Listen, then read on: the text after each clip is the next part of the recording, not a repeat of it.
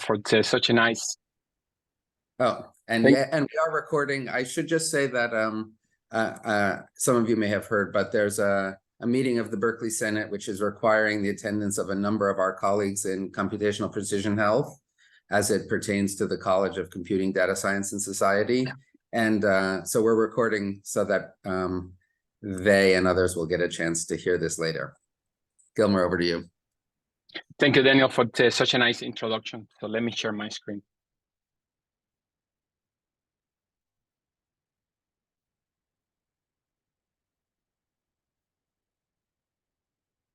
By the way, as Daniel said, if you have any questions, just speak over me, and then I will stop and debate or challenge or whatever I say. So just raise your hand if I don't see you, speak over me. All right, so I'm gonna present the work of the last 3 years today, and a work that I'm very passionate about.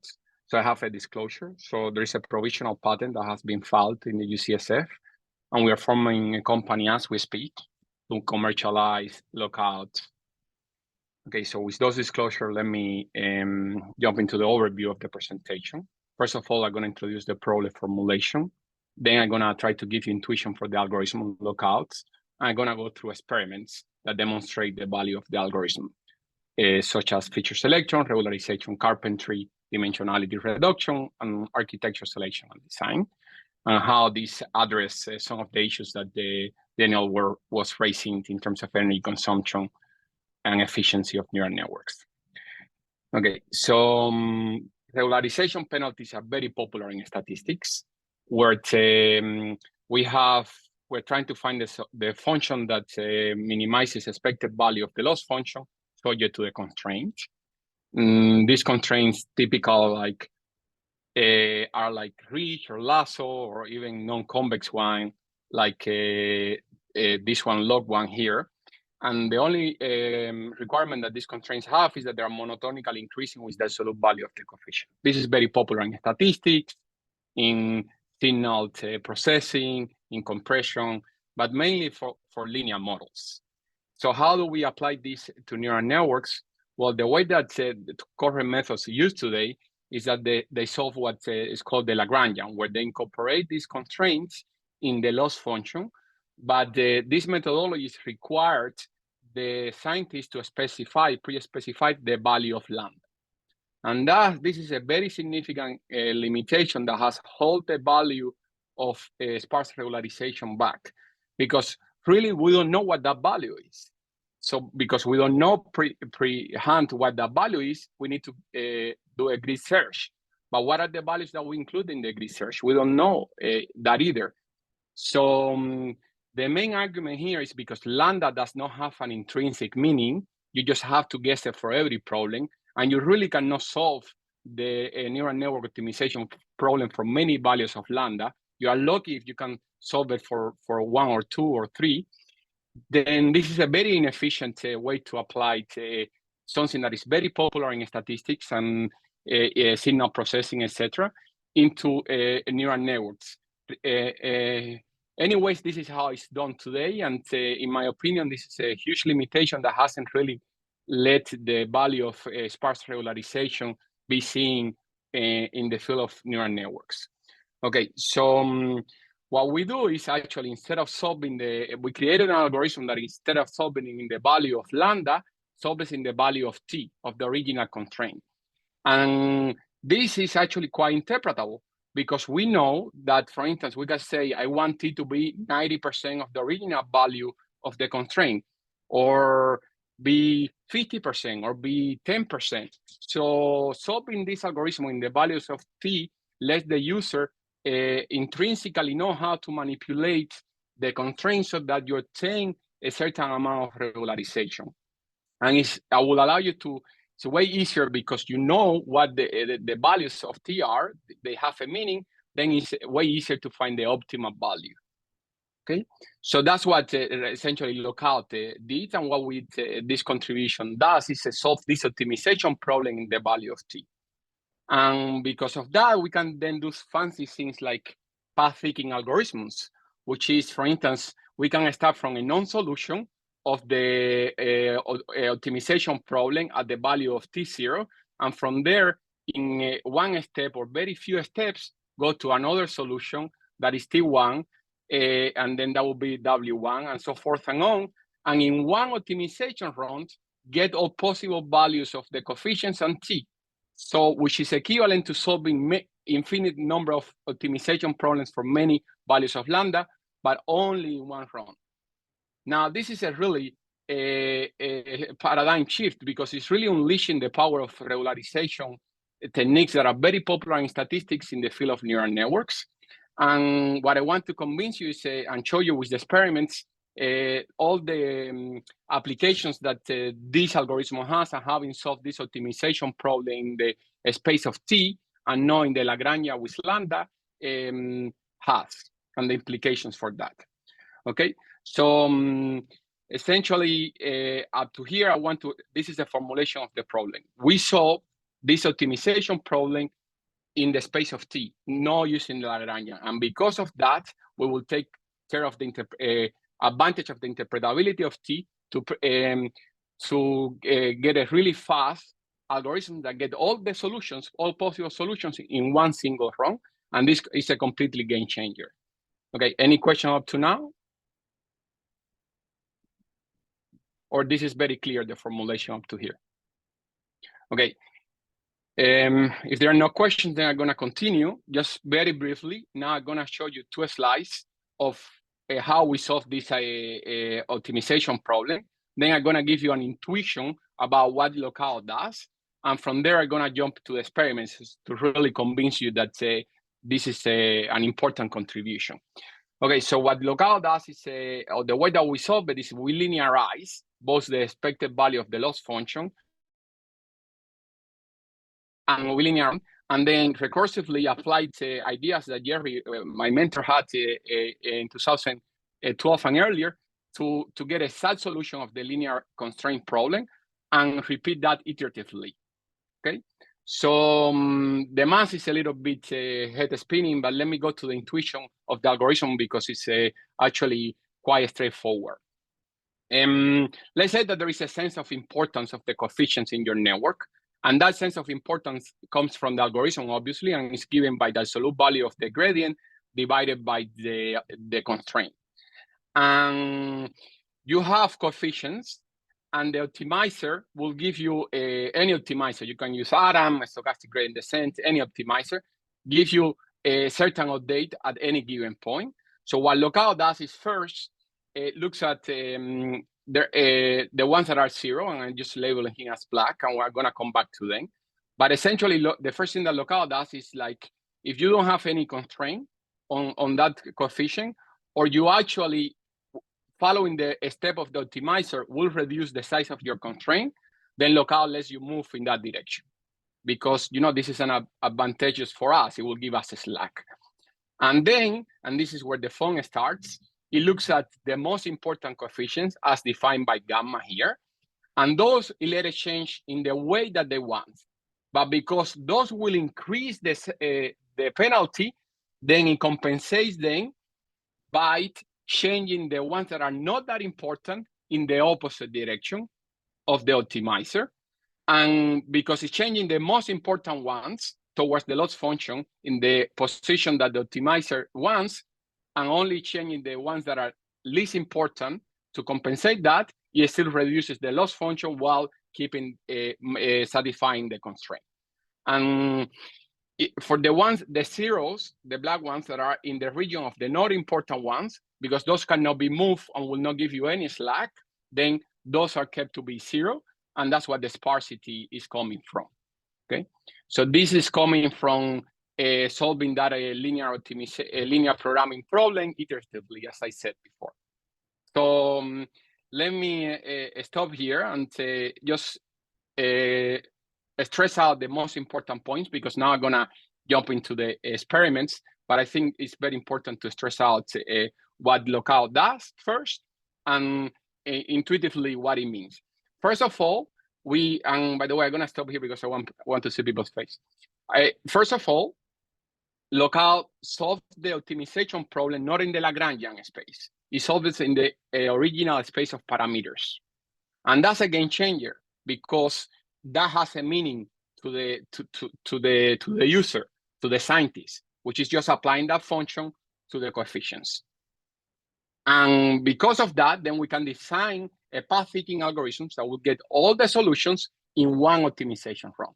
Okay, so that's the high level pitch, and the motivation is really that you look at the coefficients that are very important towards reducing the loss function, and those you let them move free, and you compensate the increase on the penalty by moving the ones that are not important in the opposite direction so that they balance it out. Is it clear up to now? Or anyone has any questions? Okay, if no, then I'm gonna share again my screen and I'm gonna show you the results of the experiments.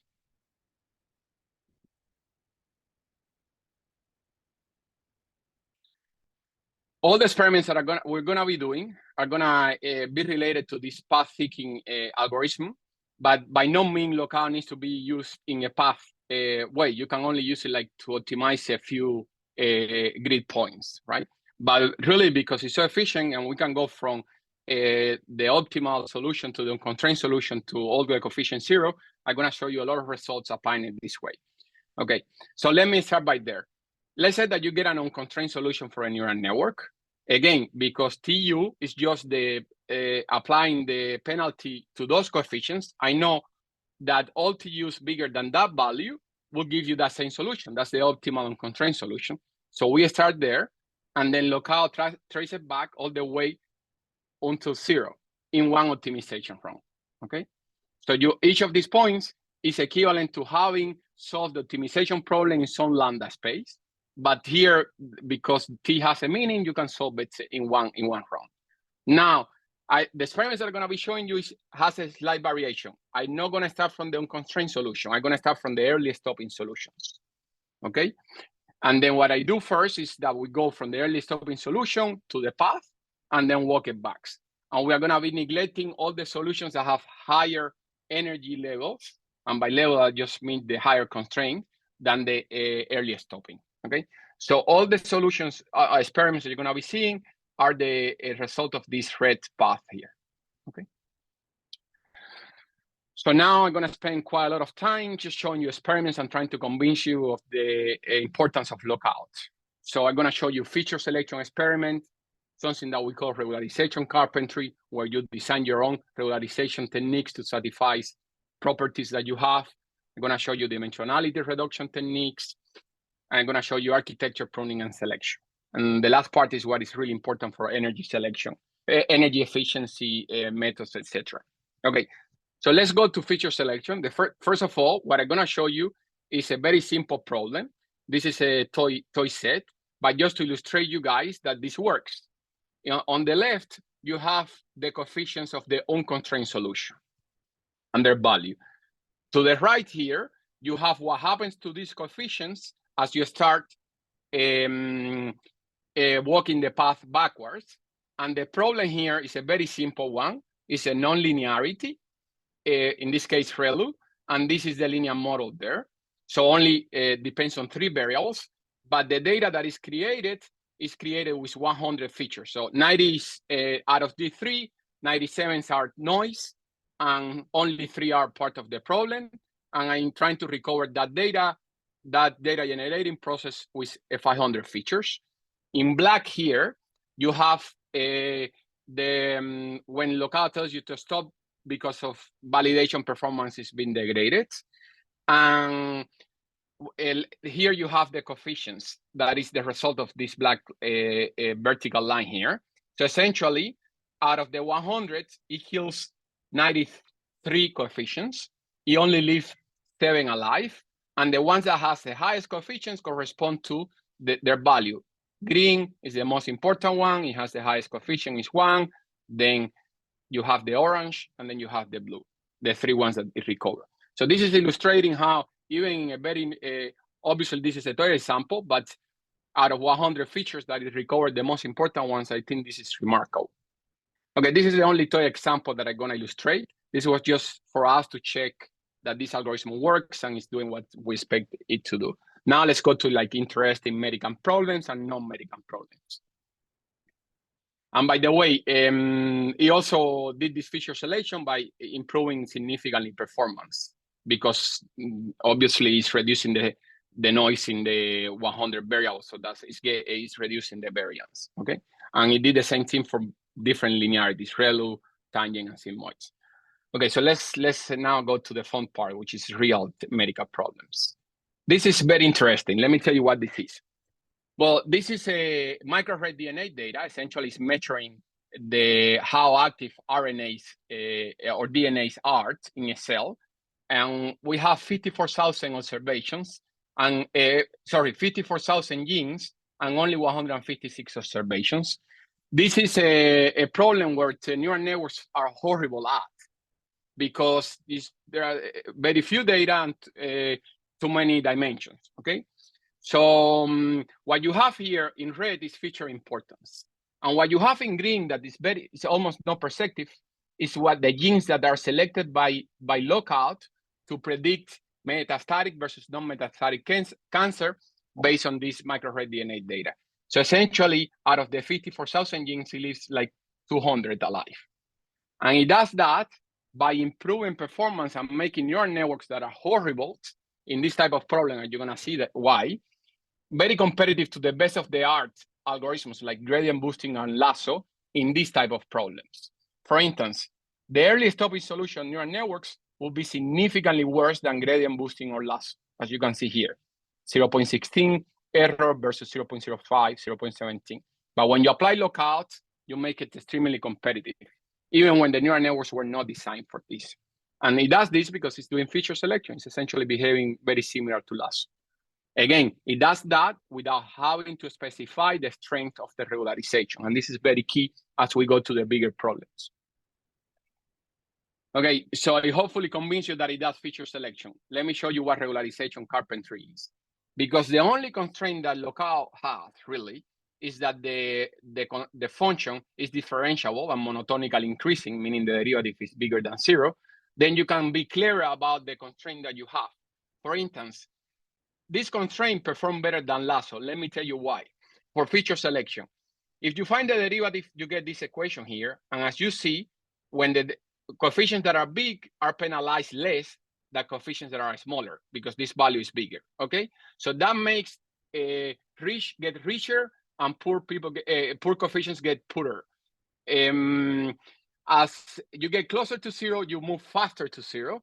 And if you are important, then it leaves you alone. And you see here to the right, the performance in the microarray DNA data of Lockout with L1 regularization, or this Carpenter log1, which is on green. So essentially, you get, for the same performance, better feature selection or more sparse solution. Now, this is just an illustration that Lockout allows you to design regularization schemes that might be more proper to the type of problem that you have, compared to like the regular ones that are the usual culprits like L1 or L2, etc. Right? So that's a very nice application about Lockout. Okay, so by the way, I'm going faster through this because I think towards society, the most important contributions are going to be in these last sessions here. But because it's a sparse regularization technique, it does feature selection and regularization carpentry. Now let me show you dimensionality reduction, and then I'm going to spend more time on architecture and pruning, and hopefully discussing with you guys about the contribution. Okay, so dimensionality reduction. Well, instead of just applying Lockout to the first layer to do feature selection, we can apply it to all the coefficients and then walk the path back and then look at the architecture and say, the one that has the smallest number of nodes, that's my bottleneck, that's an call encoder, and the other part is called the decoder. So here you have the original variables converted to the original variables, and you train that way. But then what this does is really telling you, because you're reconstructing the original variables, it tells you that you don't need all the original data. You only need, like in this case, 3 dimensions. And this is data compression, essentially, okay? So I'm gonna show you this applied to images. So there was this important paper in 2006 by Hinton, where they did this manually. They showed that neural networks can compress data better than PCA. And what I'm gonna show you now is that we could have replicated and even get better results that Hinton got, but we're gonna get it automatically, not designing the networks by hand as he did. Okay, so his experiments were on the MNIST data set. It's very simple, but we just wanted to show how Lockout can do this dimensionality selection automatically and comparing to his experiments. This data set, you just have handwritten digits and you're trying to classify them given the image. You want to say if it's a 3 or 4 or 5, etc. Okay, so Hinton designed this network. I don't know how they designed it, but they designed it. And then they tried on the encode in the 250 layer here, they tried different levels of compression, and they showed that they could actually improve over to PCA.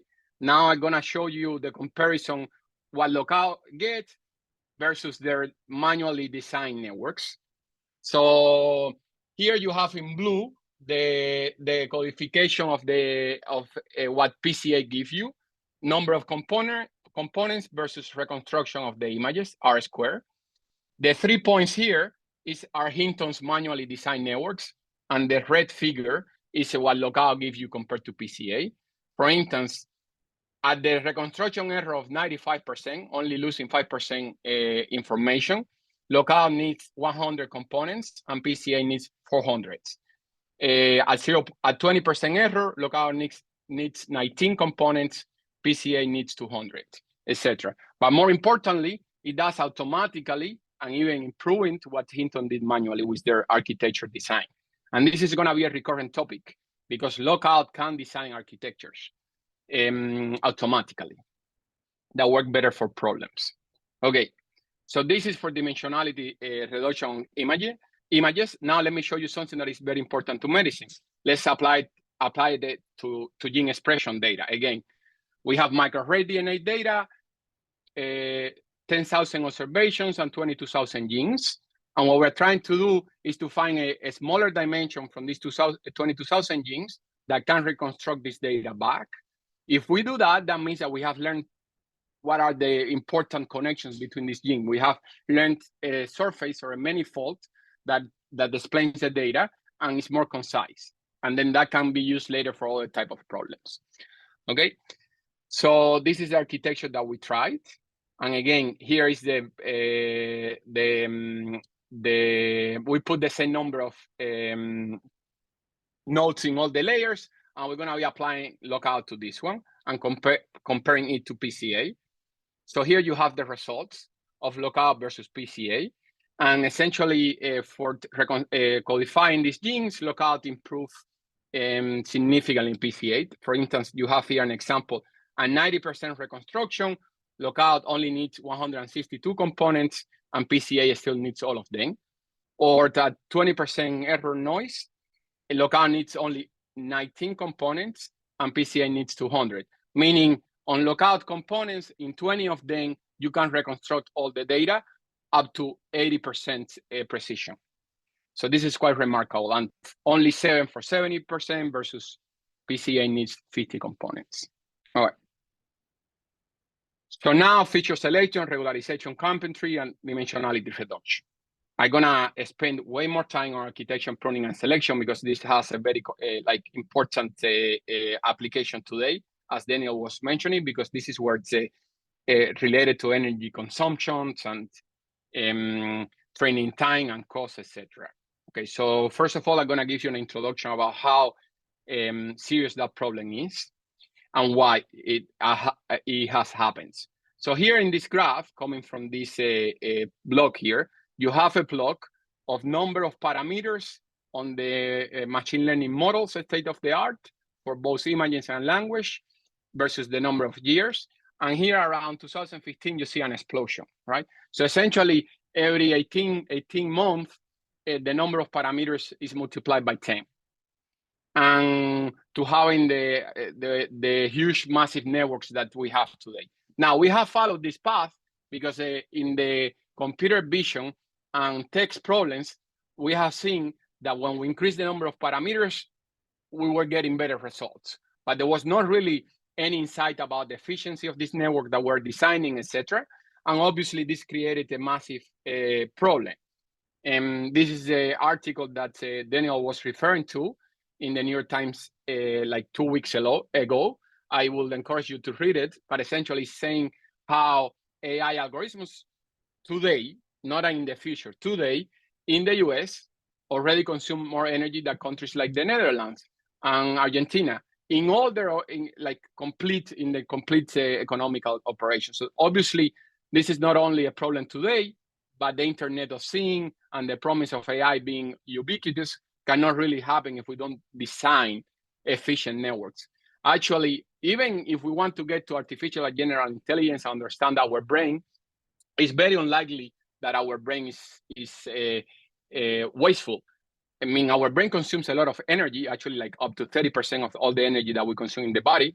But if it was wasteful, evolution would have selected against that. So this is obviously a huge problem. It's also an environmental problem. Here you have how much pounds of CO2 are released to the environment by training one of these large models. For instance, the NLP models today, releasing them, training one of them consumes as much energy as 5 cars lifetime, which is just insane. The amount of CO2 that releases to the environment. And also like training costs, like they keep going up, and we are in the thousands right now. They are so heavy that even universities like Berkeley or UCSF or Stanford, we cannot afford to train the big ones, and we just have to like be content with smaller versions of the foundational models, but ones that do not perform as well. So obviously, it's a big problem, these huge models, and what we would like to do is to design efficient ones that work as well, okay? So that now I'm gonna be showing you experiments of how Lockout does that for different medical problems and also some non-medical ones. Okay, what you have here to your right is a X-ray of the hand, and essentially this is a public data set, and the task here is to predict whether the X-ray has normal or abnormal bone density. There are 40,000 radiographic images corresponding to 12,000 patients. And I'm gonna be showing you results of reducing size of networks in this problem using Lockout. Now I'm gonna be using 2, one that is a string and one that is bigger. MobileNet is the a network that is already very small. As you can see, it's only 2 million parameters that Google designed to be able to deploy it in their cell phone. So I'm gonna be showing you that even this MobileNet that is already being designed to be small, Lockout reduced it significantly and gave us a more efficient a network for this type of problems. And also I'm gonna show you results in one that is a big one for images, and not for, and I also later gonna talk about the NLP ones, okay? So first question, MobileNet is already efficient, 2 million. Can we really, like, if Lockout can find better solutions, did the humans found a good efficient one, or can we significantly reduce it? And here, let me show you some results. And I'm gonna be, by the way, benchmarking Lockout against the state of the art in terms of pruning or taking away parameters. So these are the red, the green, and the black. In red, you have what people use today for pruning, which is essentially magnitude-based pruning. You look at the coefficients that are smaller and you set them to 0. You can do then that by a layer, or you can do it by nodes. Now, you would really want to do it by nodes. You would like to go and kill complete nodes, because as long as you leave one coefficient different from 0 in a node, you need to, in a convolutional neural network, you need to keep that operation. However, that doesn't really work. You cannot kill nodes with today's algorithms. Now, I could have actually zoomed in on this graph to make Lockout look better, because the whole action happens in the a very sparse region, but I don't need to. Let me show you what something that I think blew my mind when we obtained these results. This is Lockout in terms of nodes, the same graph that you saw before, but a Lockout in terms of nodes. So Lockout goes and kills 80% of the network, of the nodes of the network, and none of the other methods can. They really killed random parameters here and there. And this is really the time saving and the energy efficiency saving and all these things that we want to do, because once you killed all the coefficients on the node, you just can't delete it from the network, okay? And essentially, with 20% of the original number of nodes, Lockout has actually slightly better performance than the original mobile net that was already designed and efficiently created to be deployed in cell phones. So here I'm saying that we can create one that is 5 times more efficient than the one that Google created by hand. Not only that, you can have actually, as a computer scientist, you can have intuition of where are the nodes where Lockout is killing and where do they are located in the network to then design later more efficient networks. And as you can see here, for instance, this mobile net has 50 layers. Lockout leaves all the layers intact up to depth equal 20 to 30, and then it starts killing very heavily from 30 to 50. So this is sort of telling us that beyond 30, depth 30, you really don't need all of these ones here. Right? And here you have the performance of Lockout for different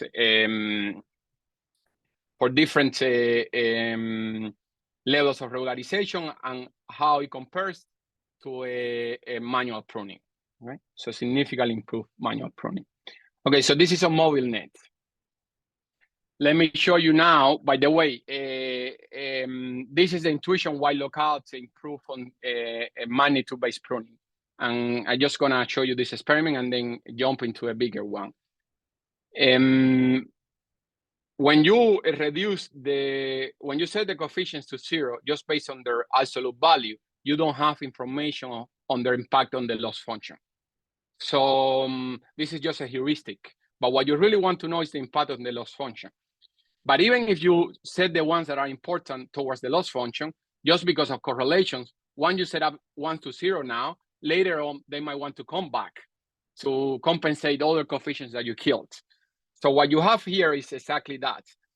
In the x-axis, you have the number of coefficients, and in the y-axis, you have the percent of them that wants to come back when you keep retraining. And you see that this percent goes anything from 20 to 40%. So that's essentially what is being missed with the heuristics of pruning methods that they use today, okay? And Lockout obviously doesn't do that. It's automatically, or at every step, it's giving you the coefficients that should be different from 0 and the ones that should be equal to 0.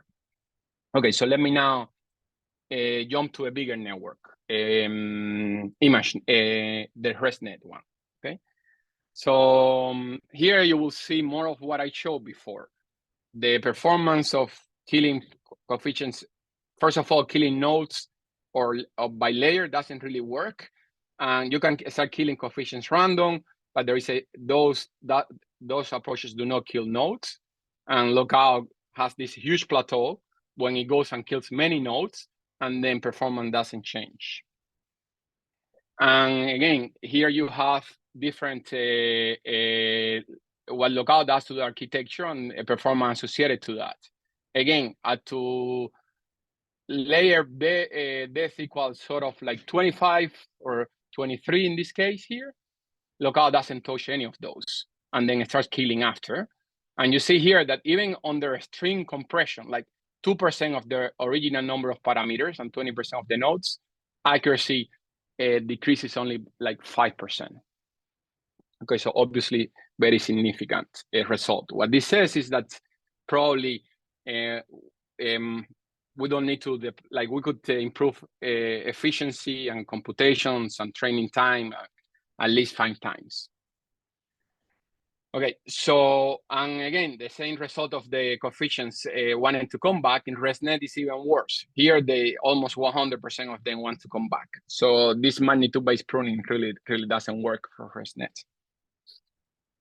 Okay, so let me show you now, starting to get into the economics of Lockout. Like, what is the impact of killing these nodes in terms of accuracy, inference time, number of parameters, memory, calculations, etc. And remember, calculations is proportional to energy consumption.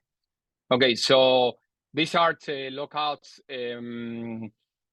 small networks. One that is having 20% of the number of parameters, 8 millions versus the original 23 millions. Performance is the same, but inference time has been improved just by the way, we are not even taking into account the sparsity here. This is just us by going there manually and deleting the nodes that are all 0. And you already are improving inference time. Or if we actually further take advantage of the sparsity of the model using a sparse library, this will be improved further. But not only in inference time, for instance, memory consumption of storing these models is hugely reduced. Here you can see it on the memory of the weights of the coefficients from like close to 100 megabytes to like 6.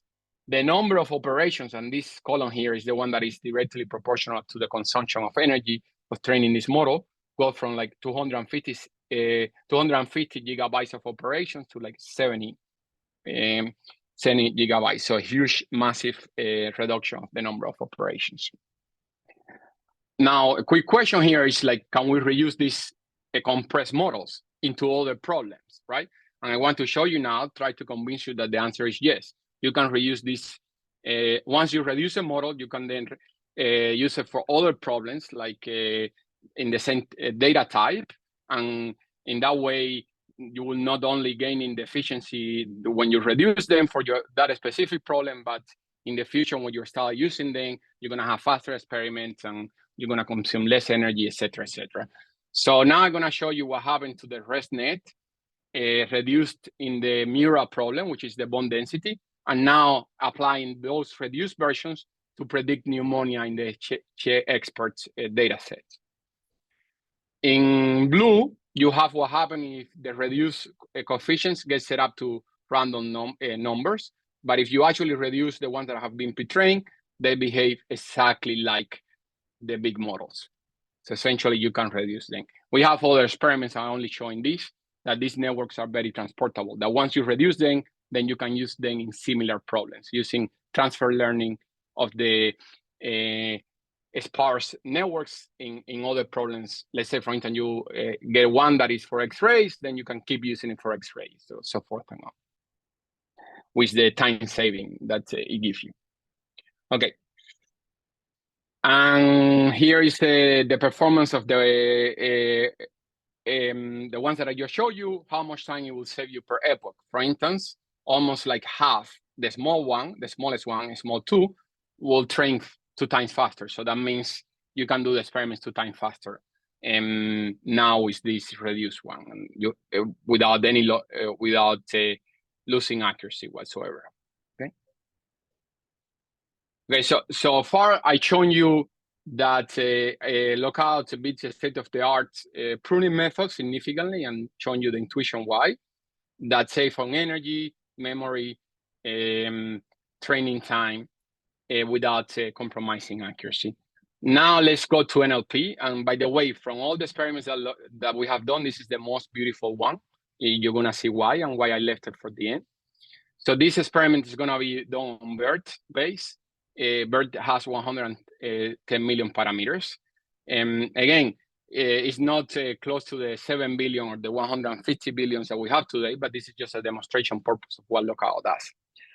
Okay, so we're going to be applying BERT to a classification problem. This is a task from Goodreads. Goodreads was bought by Amazon. Essentially, they have reviews about book, and the task here is to classify if the review belongs to a book that is related to poetry or not.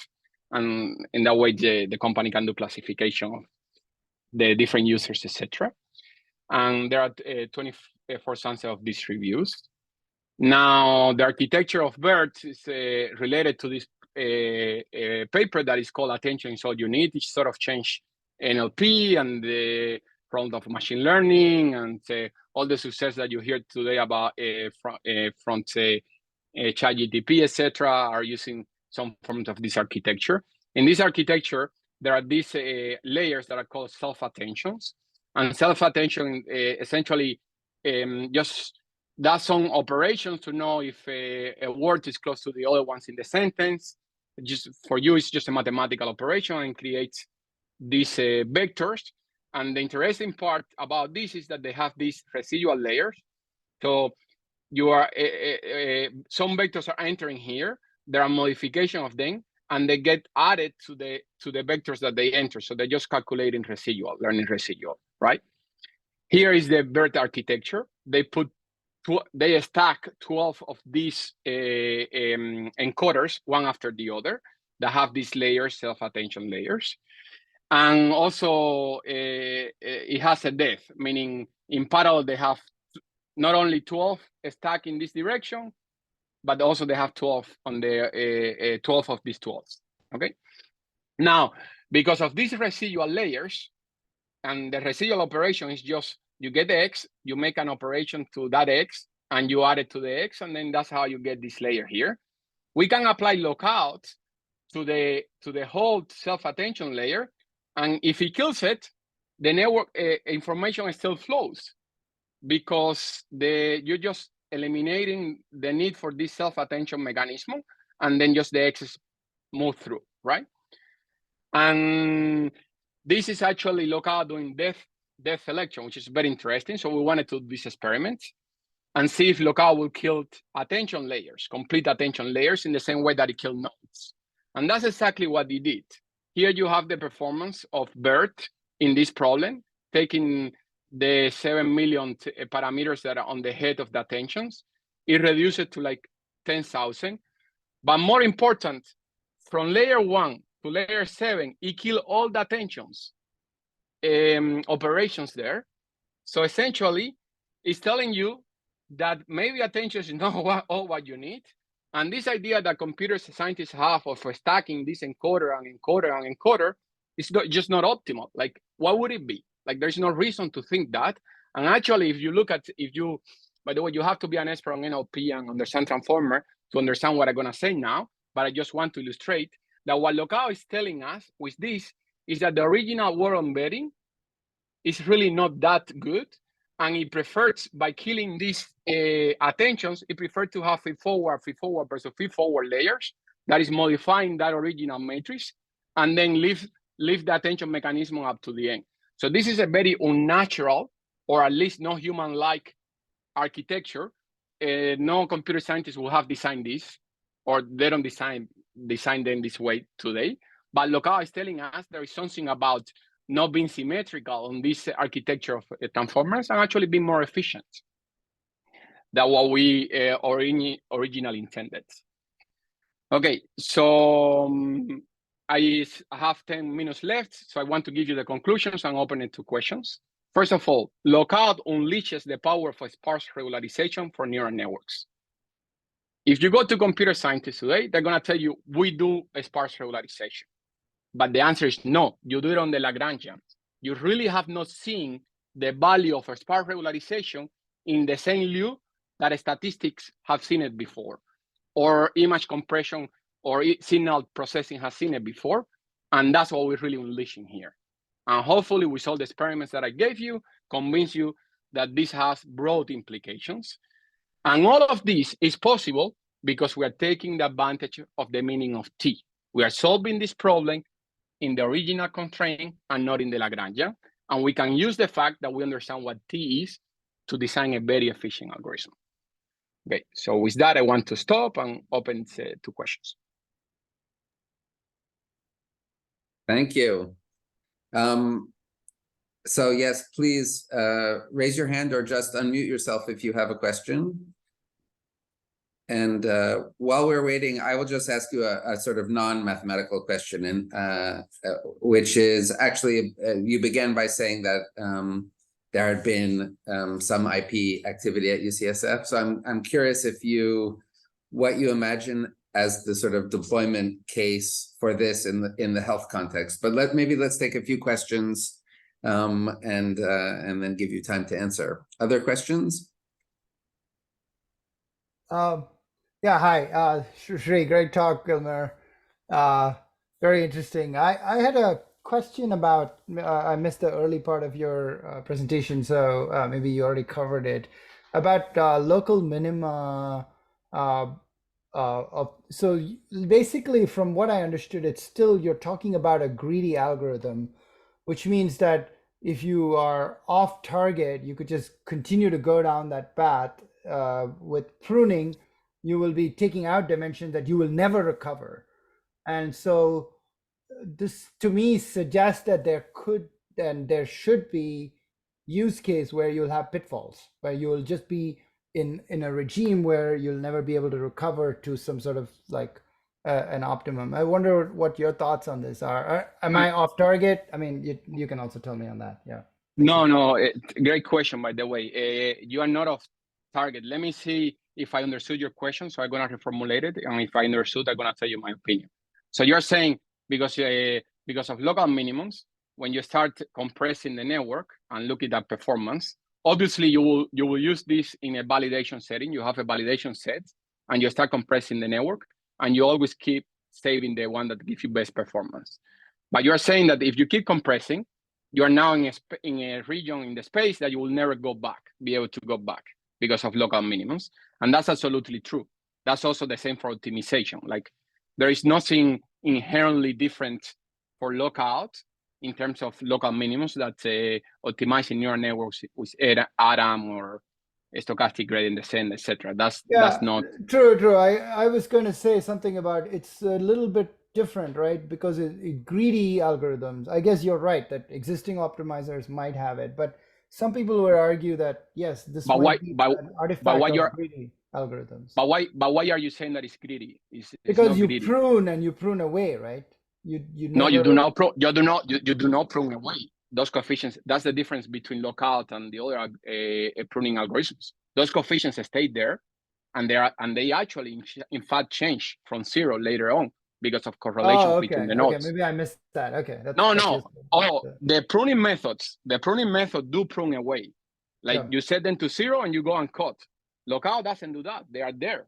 So if you need to reuse them, actually you go and reuse them. And in fact, we show that between 40 to 100% of the coefficients get reused later on. So you don't really, and that's why it really improved over the manual pruning ones that you really go and cut. Yeah. Okay. That's the key. Okay. Thank you. Thank you. No, it's not. Okay. Not greedy whatsoever. The coefficients stay there. And if you need to use them, you just go back and use them.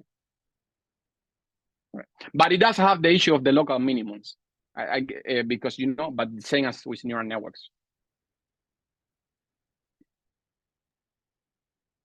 Cool. Thank you for the question. Other questions or comments? And Gilmer, I'm still going to ask you my original question about deployment in the health context, where you see this going. Yeah. Okay, I see importance of in healthcare for the transfer learning specific tasks, where we take these big networks designed in tech, we reduce them for a specific task, let's say X-rays or CTs or MRIs, and then from that moment on, that's the network that gets to be used for all the experiments in healthcare, not the original ones that consumes takes so much time to train them, etc. So in that way, you can have a significant impact on experiments that everybody is doing, essentially. Because instead of taking them like 3 days, now they can do their experiments in 24 hours and accelerate science that way. Got you. Other questions or comments?